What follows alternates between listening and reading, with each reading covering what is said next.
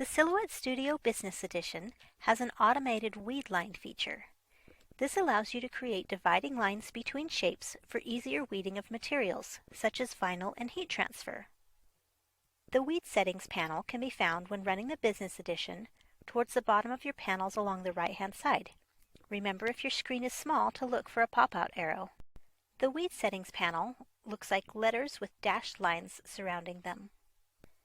You don't have to have your design selected, just simply choose a weeding option. It will look for spaces between shapes to automatically draw weed lines.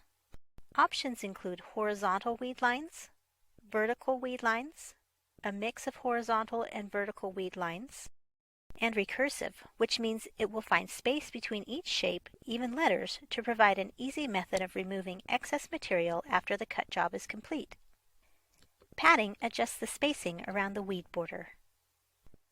All weed borders and internal weed lines are automated and adjusted as alterations are made to the placement or sizing of objects. Finally, you can choose to include weed lines around shapes outside the cut area or not. This automatic weeding feature can save a lot of time for Business Edition users. Thanks for watching.